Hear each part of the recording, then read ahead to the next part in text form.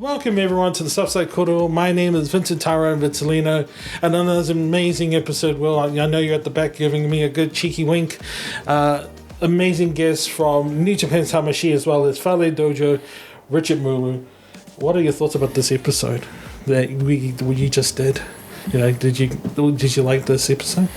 Yeah, I enjoyed it. So this is my first time.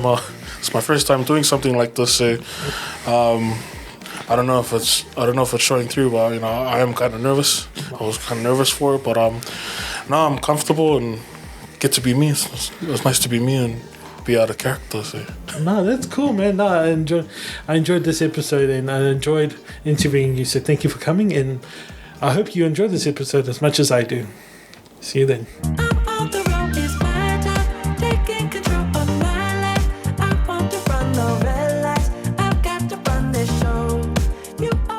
My name is Richard Mulu. I stay here in Aotearoa, but I grew up most of my life in West Auckland. So, actually moved here in 2015. So, I don't know if that makes me a. No, you're official Otarian. No, you're official Otarian, brother. Yeah, and I train at a gym called Fale Dojo in Otahu, also known as the New Zealand Dojo, and we are under the banner of New Japan Pro Wrestling. And we are. There's only 3 schools in the world, so that would be in Japan, Los Angeles in America, and here in New Zealand. So, and I'm trying to make it big, trying to make it to New Japan. Nice. And for the viewers out there, how important it is to have a dojo in New Zealand, because I know that LA Dojo has been out there for almost nearly 5-6 years now, right? Run by someone by the name of Katsuyori Shibata and his team, and then you got the boys who were trained, who had trained Tox Fale. So for you, how big is it for New Zealand to have that gym instead of Australia, which has a bigger fan base? I think it's real important and great that we have the dojo here in New Zealand, just to open up doors for those who want to pursue a career in wrestling, such as myself. Australia's they are big on wrestling, but I think we're fortunate to have the dojo and what Fale-san's done to bring the dojo here. Wow. There's a lot of talent that are here in New Zealand that needs to be seen and that we need to take around the world. So, obviously wrestling's dominated by America, the UK and that. But, one time back in the days, New Zealand and Australia was the biggest attraction for pro wrestling. No, so absolutely. We're just trying to bring that back. So, and Fale has certainly opened the doors for us. No, absolutely. And Will, our producer over there, he lived those days at the back, old wrestling bushwhackers, the first person that you can think of, the first group you can think of in terms of wrestling. And, you just see them walking out like that and, in the WWF, right? See, I'm young, I'm 33, but I still remember, But these New Zealand wrestlers, they go under the scope, you think of James Hangesi and all those guys, I wish they have more of a spot like yourself, talent that, go out abroad and then become big as someone like Jay White. But let's come back to the beginning. So what brought you, what got you into wrestling in general? My family, we obviously, most poly families, we grew up watching wrestling. And Dad would always make sure it was on, I think it was back in the day when we had TV4. Yeah. I think, and it was Raw and all that, and he'd always make sure we'd be together watching it. And I always remember it fondly because it was just a time where we could just zone out from everyday life, and just watch these larger than life characters be extremely over the top. And that's really where it all started, and I've been watching it ever since. Yeah, you still follow wrestling? Even though that's a silly question, you still follow WWE and all those other brands despite your belonging to New Japan? Yeah, I think it's good to keep an eye out, for those other brands and just kind of keep up with what they're doing and that. But yeah, obviously after doing the trainings and that, I watch it a lot different to everyone else now than how I used to. Because when you grow up watching it, you just watch it as a fan. And you're just always excited and always, anticipating what's going to come up next and that. And then now, after training, it's like I just see everything through a different lens. So I enjoy it. There are still times where, I enjoy it and I just want to be a fan. But then sometimes it's hard for me to enjoy it at the same time because it's like, okay, I already know. Yeah. Yeah, you're already at that point where you're like, that's I already read the run sheet, I already know what's going on. And that's a cool thing that you're working within the system, right? You're working within the wrestling system, and that's really cool. What broke you from being a fan to being a wrestler? What made you want to take that first step into being that? What got you to do the training and whatnot? It was my mom. Obviously, finishing school, I didn't go to uni, and I was just trying to figure out what I wanted to do, and so I was just working, and I was pretty happy. I was pretty content where I was. I was able to help out my parents, with bills and putting food on the table and there, and I was pretty content. And then our mum just pulled me aside one day, and she just simply asked me, "Am I happy?" And first answer was, "Yeah, of course. I'm able to help you guys. I'm able to go to work, got a roof over our head, and all that." And she's like, "Yeah, but are you happy with what you're doing? Is working where I'm at now, what I want to do for the rest of my life?" And then, that's when I just had to just sit down and kind of reflect on everything. And then, and the first thing that popped up that I wanted to do was wrestling. And it was such a long shot every time I think back, it's like, it's just such it just seems so distant to try and, because there's only a certain amount of promotions that are in New Zealand now. And I don't know all of them, but, I think it was just trying to get a place where I could learn how to wrestle properly and understand the business and that. And when I was looking for the school, Fale Dojo just popped up. And No, that's perfect. And you're right. Then you got IPW, SPW, just recently Maniacs United that just opened up their doors and whatnot. It's so few New Zealand proper wrestling promotions out there. Like even like Hughes Wrestling Academy just popped up as recently, and. For us South Aucklanders, we don't see that. Or for me, when I was looking at wrestling, because I wanted to be a wrestler, and despite the 150-pound frame, I wanted it. I wanted to be one, but it wasn't for me to. At the time when I was looking at it through that lens, it was like, I gotta, like you said, gotta provide for the family, or you gotta do something else that might provide the family. So I went through to IT, but then I look at guys like yourself who went through the actual hoops of doing that, and I'm like, maybe I'm 33, I can still go through those hoops, Of course you can. Yeah. Of course you can. You just got to manifest it. You just got to manifest it, and that's what Fale always tells us, all of us that come through the system, through New Zealand Dojo, man, if you want it enough, if there's something that you really want to achieve and accomplish, you just got to believe in yourself and tell yourself you can do it. And and it'll come through, man. And he's living proof. He's living proof of that. And I think one of our trainings. Sorry, I'm going off the. No, it's all right. That's all. I just remember it was my first intake. Intake is 3 months, and it's pretty much just to test everyone, where they're at mentally, physically, and spiritually, and that. And I remember we were doing hill sprints. Yeah, we were doing hill sprints in Otahu, and being the biggest guy there, it was kind of intimidating for me because I was working alongside all these guys. They were just so fit, and they were already in shape, and they already had experience in the ring and that. So I knew it was going to be a challenge, fitness wise. Us big guys, just were carrying a lot of weight. Yeah. And I just remember we're doing hill sprints, and these guys are finishing just easy stuff, and here I am. I'm like, try and sprint the first one, come back down, and we had about I think it was about 20 or 30 we had to do, and I was just absolutely exhausted. I was gone, and I really wanted to give up.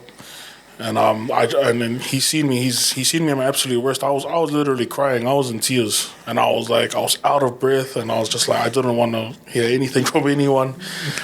And then he came up to me, and I got to the top, and then I was like, I don't think I can do this. This is way too hard. And he just told me, bro, I'm not looking for the guy who finishes first all the time. I'm looking for the guy who doesn't give up. And then he just walked off. And then I was just like, and then that's when everything clicked.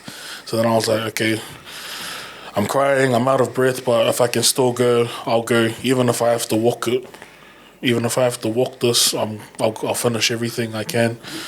And that moment's always stuck with me through everything I do. There's still moments where I have, you have doubt that creeps in sometimes, and you question yourself on what you're doing. Am I doing enough? Is it the right choice in that? And but I always go back to that moment, and then I'm just like, man, just keep driving through, and just remember why you started. And I started because I wanted to provide for my family. I wanted to live a better life. I wanted to be financially stable. And I think that's for anyone, especially here in, South Auckland as well. You always hear about the struggle in that. But, man, if you're struggling through anything, not just wrestling, just life in general, anything, man, if you can just manifest those positive thoughts, you'll get through anything. This is what I live for, Will. These are the moments, man. We don't plan these sort of things, and this is why I do the podcast. Is because there are people who have uncanny ability to reach out to people without them knowing, and that's what I believe about wrestlers. They can do that. They have that ability to reach out to people. You talking about that, about perseverance. Mm. You reminded me of a young Dusty Rhodes in this AWA, the promo, right? Yeah. He goes, my hand is touching your hand, I feel that, but it's a modern day take to it. But it's a modern day take to the point where anyone from here, anyone from Auckland can be able to touch upon it and go, hey, I'm running my own hill. I'm going to keep constantly running up this hill. But I know a brother who's running the hill now, and he's still doing it constantly every day, So thank you for sharing that moment with me. Yeah. So I'm gonna go through the technical side of things. So you're now with Fale Dojo. What is the training like when you first started to now? Because it must be grueling, because he mentioned this about the Japanese training, and it's pretty full on. Yeah, it feels nice. It's just to root out those who are just there for show, really, in those 3 months. But the training does test you, and they're in your face, but they're not doing it just for the sake of doing it. It's because it's New Japan Pro Wrestling. This is it's one of the biggest companies in the world, and they only expect the highest levels of professionalism and athleticism and all that. So not only are you putting yourself out there, if they're going to invest money in you and their time, you have to be able to handle everything that's going to be thrown at you, because I've been wrestling under the Tamashi brand just for the last little while, and just doing these these tours in Australia, and that you just kind of get a taste of what they have to go through travel wise. Yeah. It's like, okay, you already done one show, and then it's like 4 hours later you got to wake up for your flight the next morning just to make it to the next venue and there, and then sometimes you don't even get to sleep properly. You'll just be like, finish the show, go back to your hotel, and then you're kind of just alone with your thoughts. I'm like, what you could have done better, what we can do in the next show and that. So your mind's just constantly going, then all of a sudden it's like 3-4 hours later, got to get to the airport now. And then it's like, but it's what we sign up for. And, but in terms of training, it's excruciating, man. Like, can't sugarcoat any of that. It tests you, man. And Fale-san and our other coach, Tony Cosino, called Tony-san, they've trained me to the point of me passing out. I've passed out in these trainings, and it's just because they just want the very best. And it's like, I'll wake up and I'll be like, what happened? And it's like, well, you're passed out. Are you going to get back into it? It's like, yeah, okay, straight back into it. There's no excuses. But, in terms of the training, it's only hard if you make it hard for yourself. And everything, that Fale's taught me, it's always just mental. If you know you can do it up here, everything's gonna run smoothly. No, because like you said, I can reference point back to Tox Fale's episode when I interviewed him, and he was like, I'm a big rugby player. I went to Japan and did the rugby thing, and then I had a friend call me up to New Japan, and this is him telling me, and he told me that he struggled as well, and that you validating it is it brings a little more bigger picture, because a lot of people who see wrestling, you go, it's what insert thought here, and you never know how much training that a wrestler does in terms of to bring that sort of entertainment, and it's a lot, honestly, and you go through a lot when we see you wrestle or we see Tox wrestle, because it's for me watching it, my feelings about wrestling, especially the Japanese style, is all about if you can't feel. If I can't feel this, then you're not doing it right. Is that what the feeling when you learn from Fale is, that you got to make sure that everything... Pretty much. Everything we do in the ring has a reason. That's what we do. We just want to make sure everyone feels that emotion, feels what we're feeling when we're struggling. We're trying to tell a story in the ring, but we're just doing it with our bodies, really. And it's like, the Japanese way of wrestling is really unique. I grew up watching Raw and all that, and they still they can still do that as well, with the way they wrestle as well. But I don't know, the thing with Japanese wrestling is it's just different. It just feels different. And I think just the way they wrestle, that's what attracted me even more to the brand as well.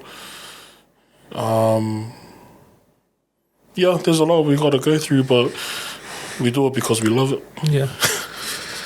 So you're doing your trainings, and you're doing your rough shop with Fale and Tony. Could you briefly explain how did it feel going through your first match? What went through your mind on that day when you were preparing yourself for your first match? Yeah, so that would be the Tamashi show in Christchurch. Yeah. That was against Michael Richards. I was a nervous wreck.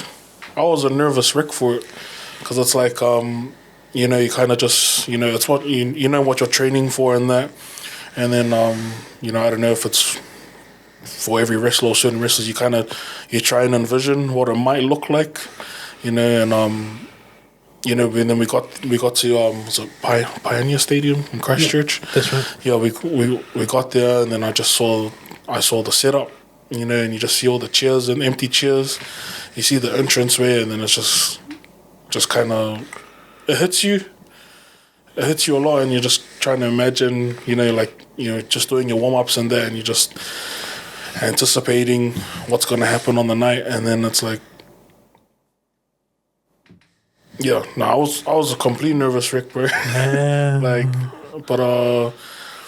then it just kind of hit me even more when we just saw the crowd start coming in, and then it's just like we start hearing all the noise in there, and then I think I must have been the third or fourth match in. I can't remember. Yours was the third match. Yeah, I remember. And then I was just hearing the music and hearing the crowd, and then I was just like, they say, okay, you guys are up next, and then I was like, man, I was shaking, like I was I was gonna cry. I was literally behind the entrance, and then you're just waiting for them to announce, because this is what you've trained for, this is what you've pictured in your mind over and over again. And then when I look at the pictures of me in the entrance, and I'm like holding my hands like this, and I was just like, I was trying to hold it together. I was like, wanted to be in character in there, but I was just trying to hold myself together. But it was surreal, because it was coming out and just seeing the crowd, and then I was kind of surprised at the reaction I got. It was actually quite positive. Yeah. And but then I just kind of everything just came full circle. When you question yourself during those trainings, there's times where you're struggling with like money, and then it's like, man, is it worth going out pursuing my dream in that? Am I doing this wrong? Am I doing this right? Man, and in that moment, everything just felt right.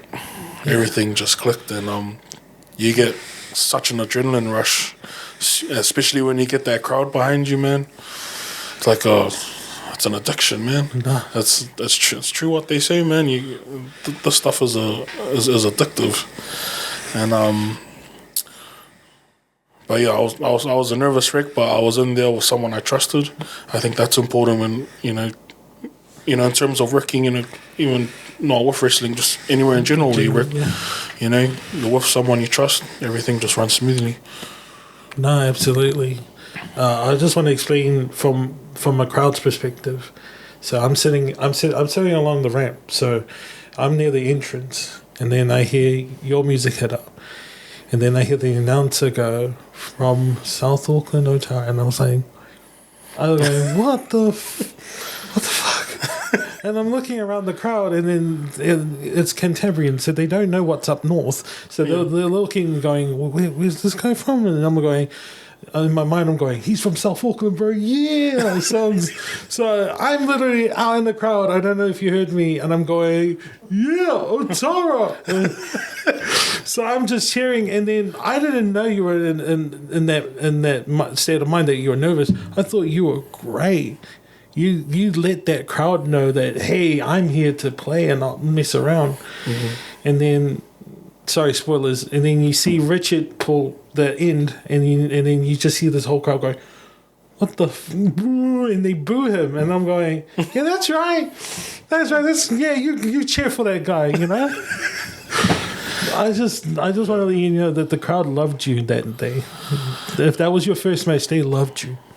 Because everyone went, yeah, Yeah, and I was really surprised at the reaction I got, but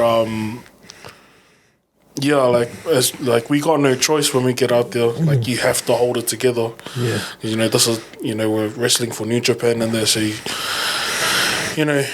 gotta make sure you do your job, I guess. But I'm still just in the beginning. Yeah, and I still got so much to learn. Even though, sometimes I like to think, I know, but then there's always something that pops up. There's always something new to learn. And, and just, I got the best guides, and Tox Fale and Tony Cozino, Mark Tui and Tangi Repati as well. Yeah. I got great mentors that have helped me on my journey. And, I was surprised at the reaction. I didn't think they were gonna like me that much, but I'm glad they did. And Christchurch was a really good crowd. Yeah. And I'm gonna ask you this question because I was it was the proudest moment because I have an Australian friend named Mark, and he went to the last show that was out there, and then he mentioned that you were facing a well-known wrestler by the name of Shingo Takagi. Hiroki Goto. Oh, Hiroki. Yeah. Sorry, Hiroki Goto. See, I'm a Chaos fan and I forget names. That's fine, bro. Cut that out. Nah. So, yeah, so you told me that you were facing Hiroki Goto, who's a veteran out in New Japan Pro Wrestling. Yeah. 20 years this year. Absolutely. So how did that feel from facing someone like Michael Richardson and then facing him? So Michael Richards and then going up to Goto, who's like a senpai, a senior to you. Yeah. Because I think that was the Sydney show. That was the last Sydney show we did for Tamashi. So we were originally booked for myself and Goto-san to go against Tox Fale and another wrestler by the name of Lucci, who also came through the dojo, works with PWA. It was nervous because like the card changed the morning of, due to Lucci having an injury, and I was just told, hey, I hope you're up for singles, and then you just gotta say ready for anything, and then I get told that I'm going against Goto, and then I have to quickly watch more film now because I'm watching film and seeing the way he works, in his tag matches, and then the morning on, it's like, okay, you got him in the singles now. So then I was like, okay, flip. So I had to quickly go through my New Japan account, and I'm just watching him, in singles action as well. But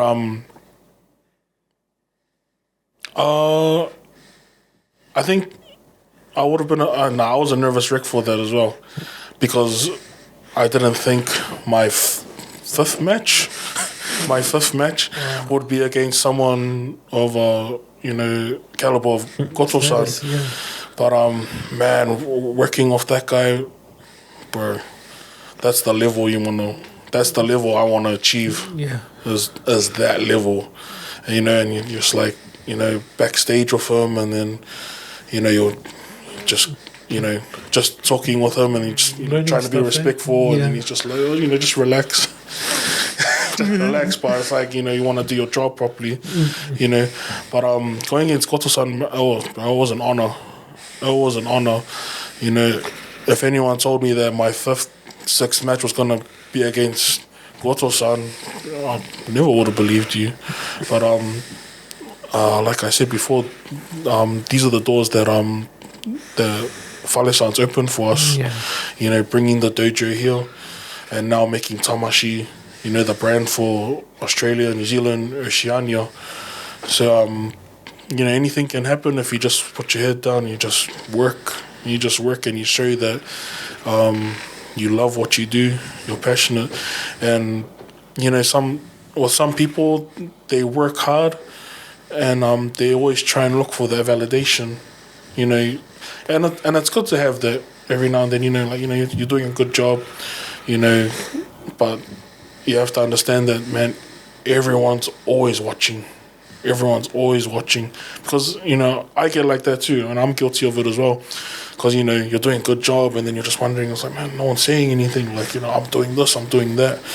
And then you're just like, no one's telling me I'm doing a good job right now. And then that's when sometimes your work either kind of just drops, because you're like, okay, no one's even noticing and that. But then it's those moments where that's where it really counts for something. And then with Fale, and he's very quiet, he's very reserved. He just kind of watches everything, and then he's like, but yeah, you can't expect validation all the time. Yeah. And I think seeing now that I've done a couple of intakes now, it's kind of buzzy when we have students from overseas come over, and then even before they start the intake, I'm getting messages and voice messages of, they're like, man, what's it like? What do I gotta do to get ready for this?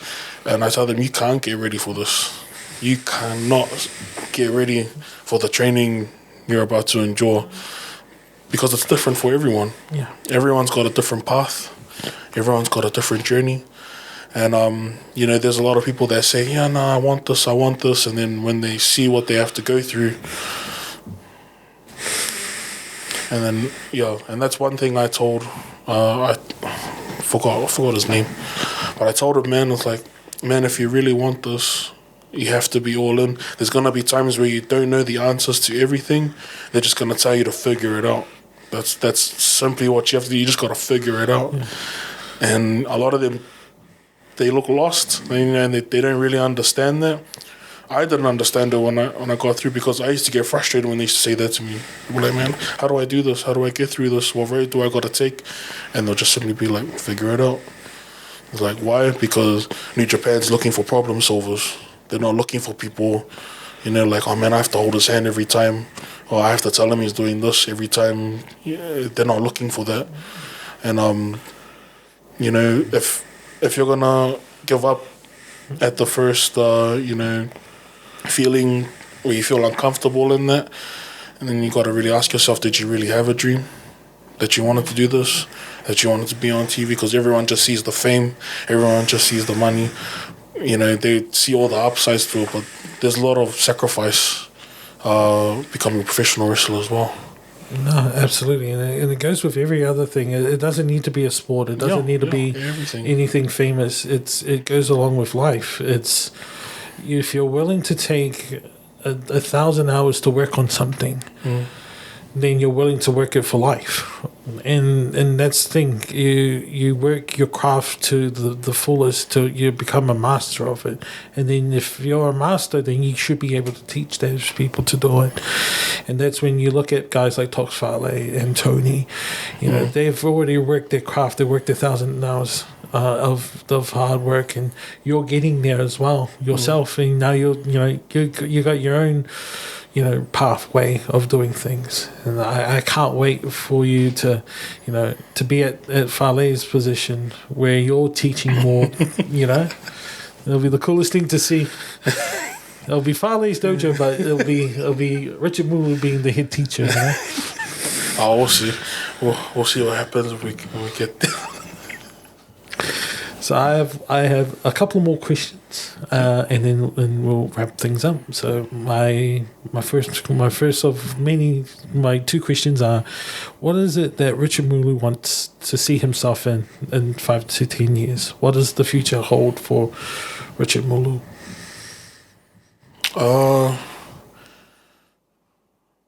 Just being financially stable. To be financially stable, to have my own place. Just to see the ones I love just happy, and that I can provide. I just want to see everyone I love happy. I want to see my partner be happy. I want to see my parents. I want to see family and my friends. I want them all to be happy, because if they're happy, I'm happy. I'm pretty content with that. But I want to see myself. I see myself. I don't want to say I want to see myself. I want to say I do see myself wrestling in Japan, wrestling overseas, everywhere. I just want to wrestle everywhere, and I want to do it under New Japan. I don't think I really see myself with any other company other than New Japan. Yeah. Yeah. That's cool. Honestly, I'm going to be honest with you, with the 60 odd episodes that I've done between two podcasts, I will honestly say, and I don't know if you feel the same, but that was the most modest answer I've ever heard. Everyone's got goals driven, and they go through their goals driven and all their feelings, but this answer, I'm going to keep this in my heart. It was modest, and it was so pure, and I loved it. Thank you for sharing that. Oh, thanks. And lastly, is there a quote or a saying that you carry with you that you always remember in your mind that you want to share to people who are watching this? Quote. I remember them at certain times. So it kind of changes, but I think think one of the biggest ones that I always remember is doubt kills more dreams than failure ever will. So just don't be afraid to fail. Don't be afraid to fail, because just be afraid that you never tried. And I think that's why I'm so happy that I actually went through with this, and that I found Fale Dojo, and they've stuck by me and they've believed in me, and even at times where I thought, nah, I can't do this, man.